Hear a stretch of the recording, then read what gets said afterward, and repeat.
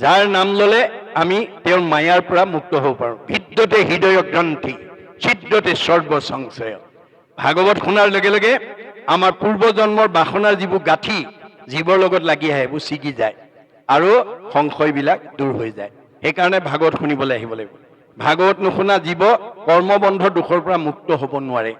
গতিকে ভাগৱতে আমাৰ গাঁঠি খুলি দিব। গৰু প্ৰণিপাত হেন কৃষ্ণৰ চৰণে নমো দামোদৰ দেৱ জগতৰ কাৰণ ভকত অভয় দাতা সত্য সনাতন। ভগৱন্তৰ এটা চৰিত্ৰ আছে, ভকতক বিপদত পৰিবলৈ নিদিয়ে। ভকত ভগৱন্তৰ অতি প্ৰিয়। সেইকাৰণে ভগৱন্তৰ অন্যতম নাম ভকত বৎসল। ভগৱন্তই নিজতকৈও ভকতক ভাল পায়। মনত ৰাখিব দেই, এই কথাটো যাবৰ সময়ত উদ্ধৱক কৈছে, ব্ৰহ্মা হৰ হলায়ুধ লক্ষ্মী প্ৰিয় জায়া। হে উদ্ধৱ, মই ব্ৰহ্মাকো ভাল পাওঁ, দাদা বলভদ্ৰকো ভাল পাওঁ, শিৱকো ভাল পাওঁ। এওঁলোক তিনিজনতকৈ মোৰ ভাৰ্যা লক্ষীক মই বেছি ভাল পাওঁ। লক্ষীতকৈও পৰম সুন্দৰ মূৰ দেখা ইটো কায়া। মই নিজৰ ভাৰ্যাজনীতকৈ মোৰ নিজৰ দেহটোক ভাল পাওঁ আৰু মোৰ নিজৰ দেহটোতকৈও সবাতো অধিক তুমি মোৰ প্ৰিয়তম। নাহি আন বান্ধৱ উদ্ধৱ তুমি সম। মই নিজতকৈও ভকতক ভাল পাওঁ। এতিয়া আপুনি ভকতৰ প্ৰিয় হ'বলৈ হ'লে ভকত হ'ব লাগিব। ঘৰখন ভকত কৰিব লাগিব। ভকত কৰিবলৈ কাণত চেলেং গামোচা পিন্ধাই দিলে নহ'ব। চেলেং গামোচা ভকত নহয়। চেলেং গামোচা আমাৰ এটা জাতীয় সংস্কৃতি বা এটা পোচাক। ভকত হ'বলৈ হ'লে তিনিটা আখৰৰ গুণ লাগিব দেই। ভকত। ভ আখৰে কি কৈছে? ভ শব্দে ভগৱন্ত ভৱ বিমোচন ভজন ভক্তিত তুষ্ট হোৱন্ত সিজন। ভগৱন্তই কাক ভাল পায়? মানুহৰ জন্ম পাই যি পুৱা গধূলি গা পা ধুই ধূপ এডাল জ্বলাই তেওঁৰ নাম লয়, সেইজনক তেওঁ ভাল পায়। ক শব্দে কৃষ্ণ ভজি পবিত্ৰ পৰম আত্মাক দেখন্ত কৃষ্ণ সমস্ততে সম। ক আখৰে কৈছে আত্মা দৃষ্টিত আমি চব সমান। দেহৰহে বৈষম্য আছে। মতা আছে, মাইকী আছে, বগা আছে, ক'লা আছে, ওখ আছে, চাপৰ আছে, শকত আছে, ক্ষীণ আছে, আপোন আছে, পৰ আছে, চুত আছে, বৰ আছে। এইবোৰ দেহ ধৰ্ম। দেহ ধৰ্ম এৰিবা, দেহ ধৰ্ম নল'বা, কাৰণ দেহটো আজি আছে কালিলৈ নাই। মায়া ধৰ্ম লৈ তুমি কেতিয়াও মোৰ ওচৰলৈ আহিব নোৱাৰিবা। আজি সেই কথাটো নজনাৰ কাৰণে আমাৰ সমাজত এতিয়া দেহ ধৰ্ম লোৱা মানুহৰ সংখ্যা বেছি। দেহ ধৰ্ম লোৱা মানুহৰ স্বভাৱ কি? আমাৰ বুঢ়াসকলে কয়, খেনুক দেখি ৰান্ধে বাঢ়ে, খেনুক দেখি দুৱাৰ মাৰে। আমাৰ সমাজত বহুত মানুহে ধন ধান থকা, চাকৰি বাকৰি থকা মানুহ আহিলে আদৰে সাদৰে নি ছুপাৰ চিটত বহুৱাই খুৱাই বুৱাই শ্ৰদ্ধাৰে পঠিয়ায়। অলপ দুখীয়া বা নিচলা মানুহ আহিলে চোতালতে সোধে, কেলে আহিছিলা? বোলে বাপক লগ ধৰিবৰ কাৰণে আহিছিলোঁ। নাই নহয়, কি হ'ল? এই মাত্ৰ বজাৰ কৰিবলৈ ওলাই গ'ল। বোলে হয় নেকি? বোলে হয়। তেনেহ'লে যাওঁগৈ আৰু। বোলে যোৱাগৈ আৰু। আমি আত্মাৰূপী ভগৱন্ত আপোনাৰ ঘৰলৈ আহিছিলে, আপুনি দেহ ধৰ্ম লৈ তেওঁক ঘৰৰ পৰাই চোতালৰ পৰাই পঠিয়াই দিলে। মনত ৰাখিব কথাটো। আপোনাৰ কাষৰ মানুহজন বা মানুহগৰাকীও যদি আপোনাৰ ঘৰলৈ আহে, আপুনি যাদৱ মাধৱ কল্পনা মাধৱী আহিছে বুলি নাভাবিব। সেইটো দেহ ধৰ্ম। দেহৰহে ওচৰ আঁতৰ আছে, আত্মাৰ নাই। আপুনি একেবাৰে কাষৰ মানুহজন বা মানুহজন আহিলেও যদি ঢাৰি এখন পাৰি বহুৱাই পেলাই ধূপ এডাল লগাই যদি পৰিয়ালটো আনি সেৱা কৰে, তেওঁ অ হৰি ওৰাম বুলি ক'ব। 20 মাইল আঁতৰৰ ভকতজনক যদি বহুৱাই সেৱা কৰে, তেওঁ অ হৰি ওৰাম বুলিয়ে ক'ব। এই অ হৰি ওৰামটো আপোনাৰ কাষৰ যাদৱ মাধৱ কল্পনা মাধৱীয়ে কোৱা নাই, আত্মাই কৈছে। মনত ৰাখিব কথাটো। গতিকে আত্মা ধৰ্ম যিদিনালৈকে নল'ব, সেইদিনালৈকে আপোনাৰ ভকতি শুদ্ধ নহ'ব আৰু আপুনি ভগৱানৰ ওচৰলৈ যাব নোৱাৰিব। আমাৰ দেহ ধৰ্ম লোৱাৰ আৰু এটা স্বভাৱ মই দেখা পাওঁ, আপোনালোকৰ দৃষ্টি আকৰ্ষণ কৰিছোঁ। আমাৰ সমাজত বহু মানুহে ধনী মানুহৰ বিয়া খাবলৈ গ'লে দামী প্ৰেজেণ্ট নিয়ে আৰু দুখীয়া মানুহৰ বিয়া খাবলৈ গ'লে কম দামী প্ৰেজেণ্ট নিয়ে। ধনী মানুহক বৰতীয়া দিবলৈ মাখন, ঘিউ, আপেল, আঙুৰ নিয়ে। দুখীয়া মানুহক বৰতীয়া দিবলৈ শুকান বুট, কল, কুঁহিয়াৰ মানে হেৰি কেইটামান নিয়ে। এইটো স্বভাৱে যদি কাৰোবাৰ আছে আজি ইয়াতে এৰিব দেই। মই এইটো ক'ব খোজা নাই যে আপোনালোকে ধনীক নিদিব, দুখীয়াক দিয়ক। মই সেইটো ক'ব খোজা নাই। মই বেদৰ মতটো কৈছোঁ। ভগৱানে কৈছে, তোমাক মই যিটো সমৰ্থ দিছোঁ, তুমি দুখীয়াক যেনেকৈ দিবা, ধনীকো তেনেকৈ দিবা। দুখীয়া ল'ৰা ছোৱালীয়ে 400-500 টকীয়া দামৰ আপেল, আঙুৰ বা ঘিউ, মাখন খাব নোৱাৰে। বিপদৰ সময়ত যদি আপুনি তেনেকুৱা বস্তু এটা তেওঁলোকৰ ঘৰত দিয়েগৈ, তেওঁলোকৰ ল'ৰা ছোৱালীকেইটাই কিমান আগ্ৰহেৰে খাব। ধনীয়েতো সদায় খাই আছে, এতিয়া আমি ধনীকে দিওঁ, দুখীয়াক নিদিওঁ। এইটো হ'ল দেহ ধৰ্ম লোৱা মানুহৰ স্বভাৱ। এতিয়া আপুনি সেই স্বভাৱেৰে যদি কাম কৰি আছে, আপুনি ঈশ্বৰৰ ওচৰলৈ যাব নোৱাৰে, কাৰণ আপুনি দেহ ধৰ্ম লৈ আছে, আপুনি আত্মা ধৰ্ম লোৱা নাই। গতিকে আপুনি শিক্ষিত হ'ব পাৰিব, আপুনি ধনী হ'ব পাৰিব, আপুনি জ্ঞানী হ'ব পাৰিব, কিন্তু আপোনাৰ মায়া আঁতৰ হোৱা নাই। দেহটো হৈছে মায়া, মা পদে নেতিবাচক নাই, ইয়াৰ পদে ইতিবাচক আছে। এই দেহটো আজি আছে কাইলৈ নাই, ভাৰ্যা আজি আছে কাইলৈ নাই, স্বামী আজি আছে কাইলৈ নাই, পুত্ৰ আজি আছে কাইলৈ নাই। যিটো বস্তু আজি আছে কাইলৈ নাই সেইটো মায়া। গতিকে আমি মায়া ধৰ্ম এৰি আত্মা ধৰ্ম, আত্মা শাশ্বত সনাতন, ইয়াৰ কোনোদিন বিনাশ নাই। গতিকে ধনী দুখীয়া সকলোকে একে আত্মা বুলি ভাবিব দেই। ক শব্দে কৃষ্ণ বজি পবিত্ৰ পৰম, আত্মাক দেখন্ত কৃষ্ণ সমস্ততে সম। চবতে কৃষ্ণ আছে বুলি ভাবিব, হে নাই?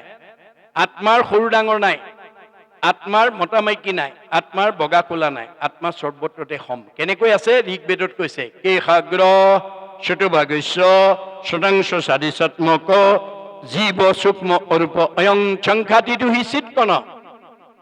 আপোনালোকক যদি কোনোবাই প্ৰশ্ন কৰে পৰম ব্ৰহ্মৰ অংশ আত্মা আমাৰ দেহত কিমান পৰিমাণে আছে, ঋগ্বেদক দোহাই দি ক'ব লাগিব, চুলিৰ আগ এডাল 10,000 ভাগ কৰি এভাগ ললে যিমান সূক্ষ্ম অণু হয়, সিমান সূক্ষ্ম অনুৰূপে গুৰি পৰুৱাত যিমান, হাতীটোতো সিমান, বুঢ়া মানুহত যিমান, কেঁচুৱা ল'ৰাটোতো সমান। দেহৰহে কেঁচুৱা বুঢ়া আছে, দেহৰহে ডাঙৰ সৰু আছে, আত্মাৰ নাই। মনত ৰাখিব কথাটো। যদি আপুনি এই আত্মা ধৰ্ম নলৈ যদি দেহ ধৰ্ম লয়, আপুনি বেছি দিন সংসাৰত দুখ কষ্ট ভুগিব লাগিব। আপুনি মইতো দূৰৰ কথা, এদিন নাৰদে হাতত বীণা লৈ নাৰায়ণ নাৰায়ণ কৰি আনন্দ মনেৰে বৈকুণ্ঠৰ অভিমুখে আহি আছিলে। বাটতে এজন ব্ৰাহ্মণে লগ পালে, লগ পাই নাৰদক সুধিলে, নাৰদ মুনি তুমি ইমান আনন্দ মনেৰে ক'ত যোৱা? দেউ মই বৈকুণ্ঠত ভগৱান দৰ্শন কৰিব কাৰণে আছো। তুমি বৈকুণ্ঠত জীৱনতে ভগৱানক দৰ্শন কৰিবা? বোলে দৰ্শন কৰিম। তুমি মহাভাগ্যৱান দেই, তোমাৰ সমান ভাগ্যৱান নাই। তুমি যদি সঁচাই বৈকুণ্ঠলৈ যোৱা, মোৰ মনৰ দুটা প্ৰশ্ন তুমি সংশয় দূৰ কৰি আহিবাচোন। বোলে কওকচোন কি সংশয়? মোৰ প্ৰথম সংশয়টো হৈছে ভগৱন্তই বৈকুণ্ঠত অহৰ্নিশে কি কৰি থাকে, মই সেই কথাটো জানিব বিচাৰোঁ। আৰু দ্বিতীয় কথা, মই এনেকৈ খুজি মাগি কষ্ট কৰি ল'ৰা ছোৱালী পুহি কিমান দিন ইয়াত শাস্তি খাই থাকিব লাগিব, মই কেতিয়া তেওঁৰ ওচৰলৈ যাব পাৰিম, এই কথাটো সুধি আহিবা। এতিয়া নাৰদে ক'লে হ'ব, মই সুধি আহিম। এইবুলি তেওঁ আকৌ পুনৰ নাৰায়ণৰ নাম লৈ আনন্দ মনে গৈ থাকোঁতে কিছু দূৰ যোৱাৰ পিছতে এজোপা বৰগছৰ তলত এজন মুচিয়ে জোতা চিলাই আছিল। নাৰদৰ মুখত নাৰায়ণ বাণী শুনি তেওঁ উভতি চাই দেখিলে একদম আনন্দ মনে নাৰদ গৈ আছে। তেওঁ জোতা চিলোৱা এৰি ক'লে, দেৱৰ্ষি তুমি ইমান আনন্দ মনে ক'ত যোৱা? ব্ৰাহ্মণৰ দৰে প্ৰশ্ন কৰিলে। বোলে মই বৈকুণ্ঠত কৃষ্ণক দৰ্শন কৰিব কাৰণে আছো।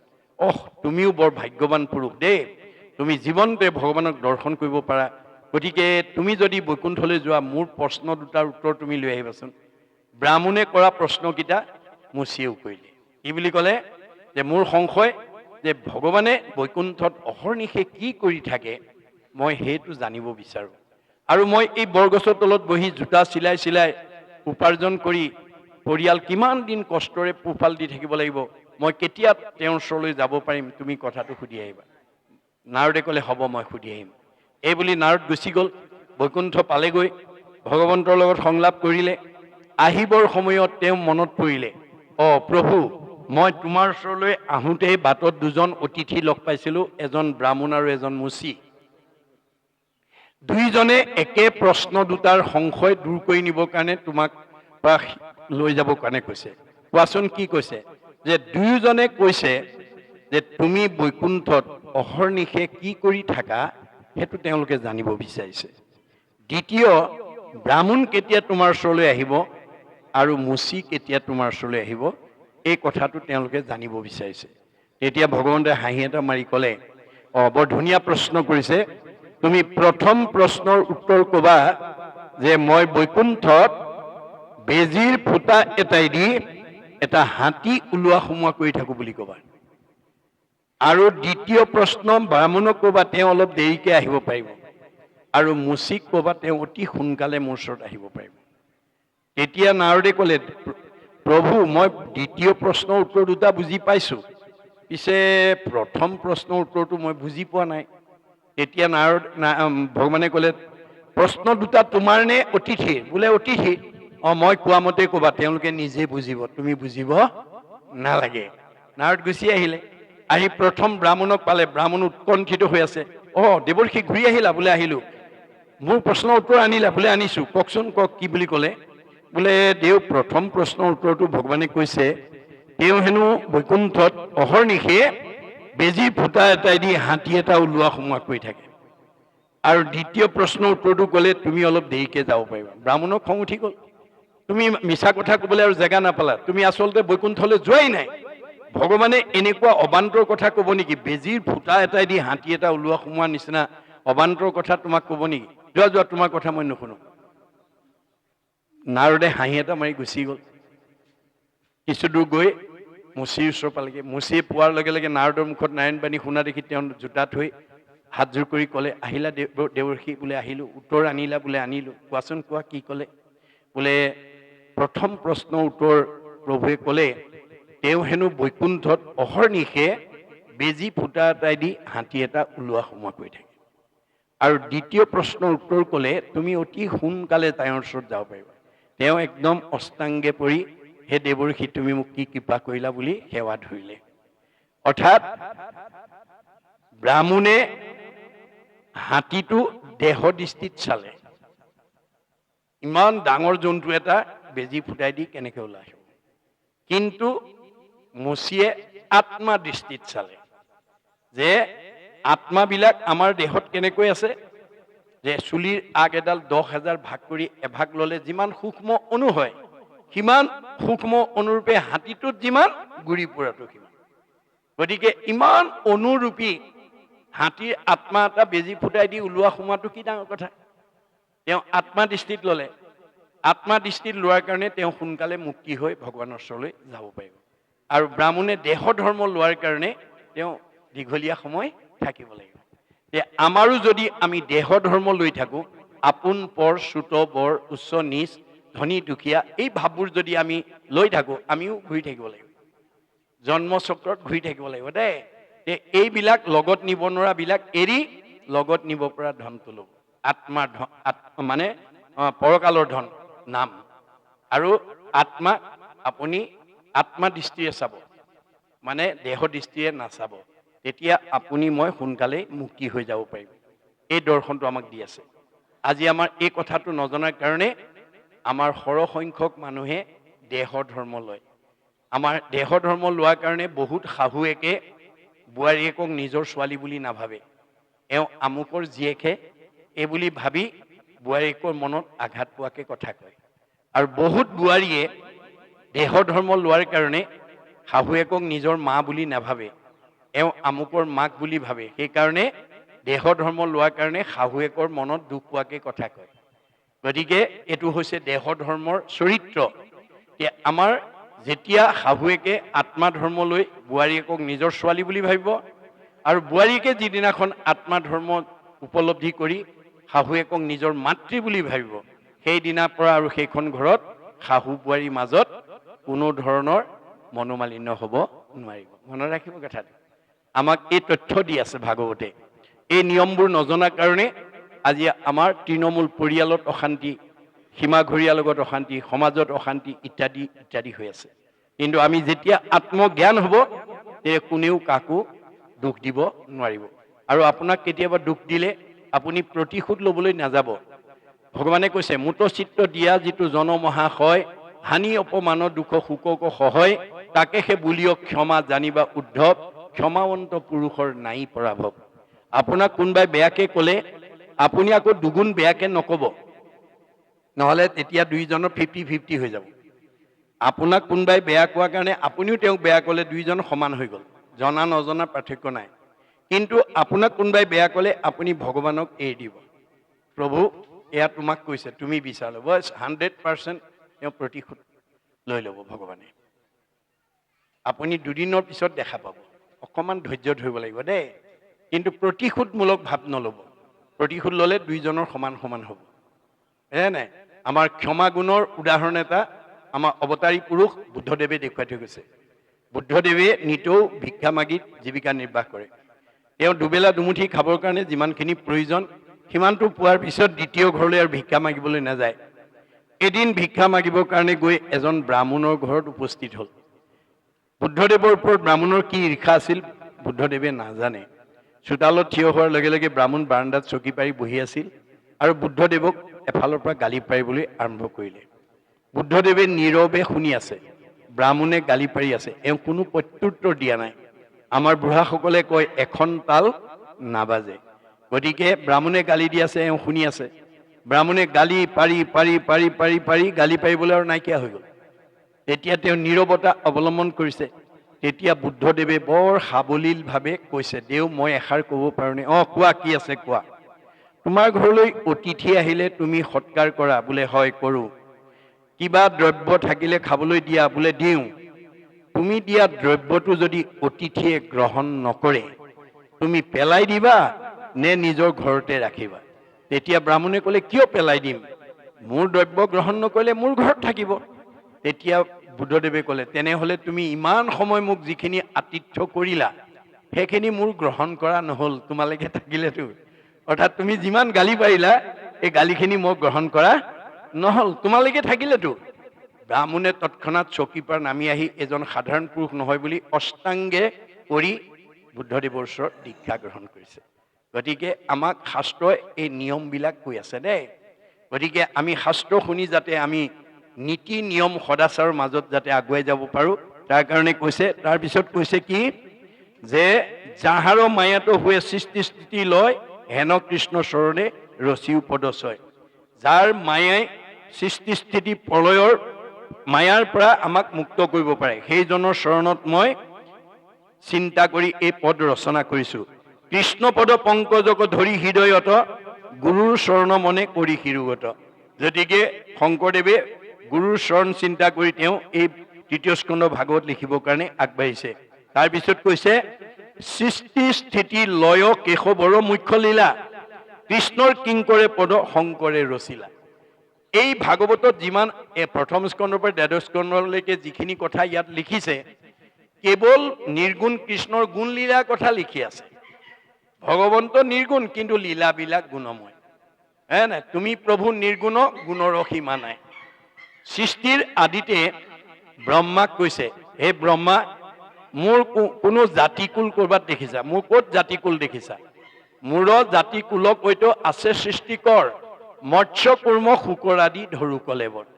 মোৰ কোনো জাতিকুল নাই, তথাপিও মই মাছ কাছ গাহৰি হ'ব লগা হয়। কিয়?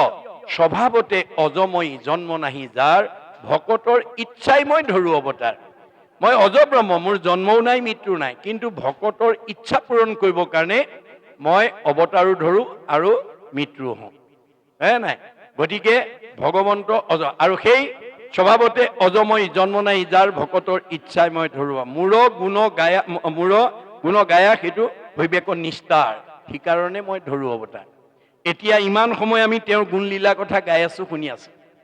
এনেকৈ ভগৱন্তৰ গুণ কথা গালে শুনিলে আমাৰ মনটো নিৰ্গুণ হৈ যাব দেই। আমি চব গুণময়। আমি তিনিটা গুণত আছো, সত ৰজ তম। আমি যেতিয়ালৈকে গুণত থাকিম আমি পূজা হৈ থাকিম দেই, পূজা হৈ থাকিম। আৰু যেতিয়ালৈকে আমি লগত নিব নোৱাৰা ধন সম্পত্তি মান সন্মানৰ ওপৰত প্ৰাধান্য দিম আমি কংসই হৈ থাকিম। মনত ৰাখিবা দেই, কংসৰ কিহৰ প্ৰতীক? অজ্ঞানতাৰ প্ৰতীক, অহংকাৰৰ প্ৰতীক। যাৰ কাৰণে নাৰদে কংসক কি বুলি সম্বোধন কৰিছে? শুন হেৰ অজ্ঞানী কংস, তই যাক আপোন বুলি ভাবিছ সি তোৰ মহাশত্ৰু। তই কৃষ্ণ পৰম ব্ৰহ্মৰ বিৰোধ কৰিছ আৰু তোৰ অনুচৰ বিলাকে আহি কৈছে মহাৰাজ আদেশ কৰক, এই মাত্ৰ তেওঁক নিধন কৰি আহিম। তুমি অজ্ঞানীৰ কাৰণে ভাবিলা মোৰ শত্ৰুৰ বিৰুদ্ধে এওঁলোক যেতিয়া আহিছে এওঁলোকতকৈ আৰু মোৰ মিত্ৰ নাই। গতিকে কংসৰ পাঞ্চনি পাই যত দৈত্য আহে তুমি অগণিত যেন পুৰি মৰে জাসে। তোমাৰ নিৰ্দেশনাত যিমানবিলাক দৈত্য কৃষ্ণক মাৰিবলৈ গ'ল চব জুইত চগা পৰা দৰে মৃত্যুক সাৱটি ল'লে। এদিন তুমিও সেই কুৰা জুইতে যাব লাগিব, মনত ৰাখিব কথাটো। গতিকে আমি কাহিনীটো পঢ়ি অকল কংসৰ কথা ভাবি থাকিলেই নহ'ব, আমিও নিজকে সুধিব লাগিব, ময়ো বাৰু কংসই হৈ আছো নেকি? ময়ো লগত নিব নোৱাৰা ধন টকা পইচা গাড়ী মটৰ পকা ঘৰ দুৱাৰ শিক্ষা বিদ্যাক লৈ মই অভিমান কৰিছো নেকি? যদি মই কৰিছো, মই গতি পাব নোৱাৰো। নেৰিবেক ধনে ধনে মানে এশকতি, নাপাইবে উদ্ধাৰ সখী যাইবে অধুগতি। তেতিয়াহ'লে মই কংসই হৈ আছো। আৰু কংসৰ কপালত যি মানে চন্দনৰ ফুট পিন্ধাইছে তেওঁ কুজিয়েই হৈ আছে। এনে কুজি হৰিন্ধি কুজিৰ কুজ কেইটা? 3টা। শতৰজতম 3টা কুজ। কিন্তু ৰিজু হৈ গ'ল কোনদিনা? যিদিনা কৃষ্ণৰ কপালত চন্দনৰ ফুট পিন্ধালে, সেইকাৰণে থুতৰিত চোৱাৰ লগে লগে ৰিজু হৈ গ'ল। ৰিজু মানে পোন। তাৰমানে আমি 3 গুণক ৰিজু কৰিব লাগিব, পোন কৰিব লাগিব। আৰু কংসক জ্ঞানলৈ উত্তৰণ কৰিব লাগিব। আমি লগত নিব নোৱাৰা ধন সম্পত্তি চিৰি এইবিলাকক লৈ যাতে আমি অভিমান কৰিব লগা নহয়। যদি অভিমান কৰিম তেতিয়া ময়ো কংসই হৈ থাকিম, ময়ো অজ্ঞানীয়ে হৈ থাকিম, নাই? আৰু মোৰ কপালত মোক সমৰ্থন কৰাজন কুজিয়ে হৈ থাকিব। গতিকে আমি কুজিক ৰিজু কৰিব লাগিব, কংসক জ্ঞানলৈ উত্তৰণ কৰিব লাগিব। কেনেকৈ? ভাগৱত পঢ়ি ঈশ্বৰৰ কথা শুনি, তুমি প্ৰভু নিৰ্গুণ, গুণৰ সীমা নাই, নিৰ্গুণ হৈ জীৱ সুহি গুণ গায়। এতিয়া আপোনালোক অহাৰ পৰা যোৱালৈকে নিৰ্গুণ কৃষ্ণৰ গুণ লীলা শুনি আছে। এতিয়া আমাৰ মনটো গুণৰ পৰা নিৰ্গুণ হৈ যাব, পোন হৈ যাব দেই। উদ্ধৱক কৈছে, মূৰ কথা যথাৰ্থ নিৰ্গুণ সেই স্থান, ঈশ্বৰক জানিলে নিৰ্গুণ হুৱে জ্ঞান, বুলিও নিৰ্গুণ শ্ৰদ্ধা মুহুৰ সেৱাৰ, নিৰ্গুণ স্থানক পাৱে ভকতে আমাৰ। আজি আপোনালোক চব ভকত হৈ আছে দেই। হৰি নাম ঘোষী কলি যুগত নিশ্চয় হুইবেক লোক ভকত। কলি যুগত মানুহৰ জন্ম পায়, যাৰ মুখত ঈশ্বৰৰ নাম ওলাব তেওঁ ভকত, আৰু যাৰ মুখত ঈশ্বৰৰ নাম নোলাব তেওঁ অভকত। অভকত মৰিব, ভকত তৰিব। কপিলে কৈছে, কপিল বৰুতি মা অশুনা দেৱহূতি, অভকতে কদাচিতো নপাৱে মুকুতি। আপোনালোকৰ ঘৰত থকা প্ৰতিজন সদস্যৰ মুখত যাতে 1000 ভগৱানৰ নামৰ পৰা এটা নাম যাতে ওলায়, 1000 এফাকি ঘোষাৰ পৰা এফাকি যাতে ঘোষা গাব পাৰে, তাৰ প্ৰতি আপোনালোক সচেতন সকলে গুৰুত্ব দিব দেই। যদি 1000 এটা নামৰ এটা নাম কোনোবাই কয় তেওঁ ভকত, 1000 এফাকি ঘোষাৰ পৰা যদি এফাকি ঘোষা গাব পাৰে তেওঁ ভকত। যদি 1000 নামৰ এটা নামো মুখত নোলায়, নকয়, নাগায়, এফাকি ঘোষা যদি মুখস্থ নাই, নাগায়, নকয়, অভকত। আৰু এই ঈশ্বৰৰ গুণ নাম মুখত নহা মানুহবিলাকক খাবলৈ থকা মানুহ বুলি কৈছে। খাবলৈ থকা মানুহ, যে আমাৰ সমাজত এতিয়া খাবলৈ থকা মানুহৰ সংখ্যা বেছি, কিন্তু আমি জীয়াই থাকিবলৈহে খাব লাগে। এইটো দাৰ্শনিকৰ অভিমত। Live to eat but no eat to live. আমি আচলতে জীয়াই থাকিবলৈ খাব লাগে, খাবলৈ জীয়াই থাকিব নালাগে। এতিয়া আমাৰ এই কথাটো নজনা কাৰণে আমাৰ খাবলৈ জীয়াই থকা মানুহৰ সংখ্যা বেছি। জুতিয়ে বুদ্ধিয়ে দিলেই ভাল, নহলেই কাল। এনে গুণবিশিষ্ট মানুহ স্বামীৰ অনুপযোগী বুলি লক্ষী স্বয়ম্বৰত লক্ষীয়ে নাকচ কৰিছে। কাক? দৈত্যগুৰু শুক্ৰাচাৰ্যক। লক্ষী স্বয়ম্বৰত লক্ষীক পাবৰ কাৰণে বিভিন্ন ৰজা মহাৰজা গৈ উপস্থিত হৈ আছে। তাতে দৈত্যগুৰু শুক্ৰাচাৰ্যও আছিল। লক্ষীয়ে শুক্ৰাচাৰ্যৰ ওচৰত গৈ কৈছে, জানো দৈত্যগুৰু শুক্ৰ সুন্ত মহাজ্ঞানী, তথাপি নেৰন্ত সংগ লোভাবিষ্ট প্ৰাণী। দৈত্যগুৰু শুক্ৰাচাৰ্য এজন জ্ঞানী মানুহ বুলি মই জানো, পিছে বৰ লোভিয়াতো পৰে সংসাৰত নাহি মন্দ, জুতি খাইবে নপাইলে লগাইবে নিতে দণ্ড। এনেকুৱা লোভিয়া মানুহক যদি মই স্বামী বৰণ কৰো, অনাগত দিনত জুতিয়ে বুদ্ধিয়ে খুৱাব নোৱাৰিলে সদায় মোৰ লগত কাজিয়া কৰিব। গতিকে এওঁ স্বামীৰ উপযোগী নহয়, নাকচ কৰিছে। পৰশুৰামৰ ওচৰলৈ গৈ কৈছে, আচন্ত পৰশুৰাম মহাধৰ্ম অতি, একোৱে প্ৰাণীত টান নাহি মিত্ৰৱতী। পৰশুৰাম এজন ধাৰ্মিক মানুহ বুলি মই জানো, পিছে কাৰো প্ৰতি মৰম চেনে নাই। ইহাংক বৰিলে মূৰৰ নৰৈব অৱস্থা, নিৰ্দয় পুৰুষে নুবুজয় দুখ বেথা। এনেকুৱা মৰম নাইকিয়া স্বামীক যদি মই স্বামী বৰণ কৰোঁ, ভাৰ্যাৰ দুখ কষ্টৰ কথা এওঁ বুজি উপলব্ধি কৰিব নোৱাৰিব। মৰম নাইকিয়া স্বামীয়ে ভাৰ্যাৰ দুখ কষ্টৰ কথা বুজি নাপায়। নাকচ কৰিছে দেই। গতিকে এনেকৈ বেয়া বিলাক নাকচ কৰি কৰি অৱশেষত বিষ্ণু স্বৰূপ বৰক মাল্যবৰণ কৰিছে। আমাৰ সংবিধানত সেইকাৰণে বিবাহ বিধিত বিষ্ণু স্বৰূপ বৰ বুলি কোৱা হয়। গতিকে মই এই আপাহতে উঠি অহা যুৱক যুৱতীসকলক মই আহ্বান জনাম, কোনোবা এজনী ছোৱালীয়ে যদি জীৱন সংগিনী বিবাহ সম্বন্ধে পুৰুষৰ অৰ্ধাংগিনী স্বামী বুলি ধৰ্ম কৰ্ম পাই অৰ্ধকিনী, যে বিবাহ পাশত আবদ্ধ হোৱাৰ লগে লগে স্বামীৰ অৰ্ধাংগিনী ৰূপে পৰিচিত হ'ব, যে সেই স্বামীজন জীৱন সংগিনী হিচাপে কেনেকুৱা গুণবিশিষ্ট হ'ব লাগে তাক নাজানাকে যদি স্বামী বৰণ কৰে বিপদগ্ৰস্ত হ'ব। গতিকে এজনী ছোৱালীয়ে কেনেকুৱা স্বামীক বৰণ কৰিব লাগিব ভাগৱতত চব নিয়ম লিখা আছে। এজন যুৱকে কেনেকুৱা ছোৱালী জীৱন সংগিনী হিচাপে বিয়া কৰাব লাগিব নাই, সেই কথাটো ভাগৱতত উল্লেখ আছে।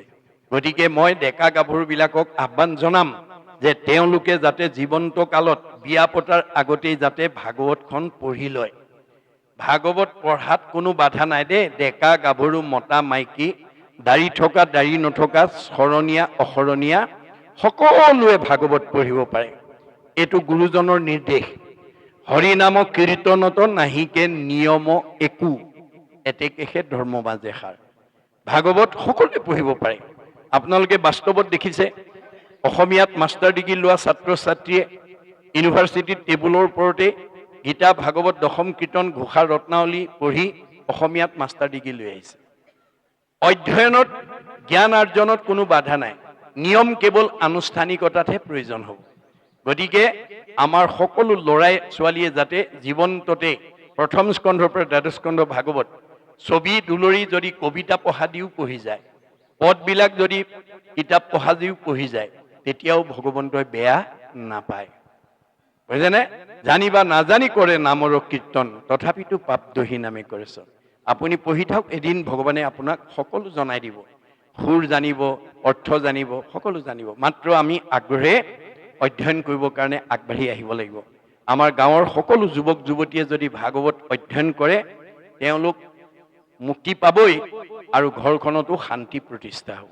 এয়া হৈছে ভাগৱত দৰ্শন। তাৰপিছত কৈছে যে কৃষ্ণৰ কিংকৰ পদ সৃষ্টি স্থিতি লয় কেশৱৰ মুখ্য লীলা, কৃষ্ণৰ কিংকৰে পদে শংকৰে ৰচিলা। গতিকে সৃষ্টি স্থিতি লয়ৰ যি মুখ্য লীলা এইবিলাক শংকৰদেৱে ভাগৱতত বৰ্ণিত কৰিছে, ভাগৱতত লিখি থৈ গৈছে। গতিকে তেওঁ নিজকে কিংকৰ বুলি কৈছে, দাস বুলি কৈছে। ইয়াত আমাক কি দেখাইছে? দাস্যত্ব ভাৱ। আমি দাস্যত্ব ভাৱেৰে যাতে আমি কৰ্মবিলাক কৰি যাব পাৰোঁ, তাৰ কাৰণে আমাক এইখিনিকে শিকালে। ইয়াৰ পিছত আমাক কি জ্ঞান দিব বিচাৰিছে আমি আকৌ পুনৰ পদবন্ধে আলোচনা কৰিম।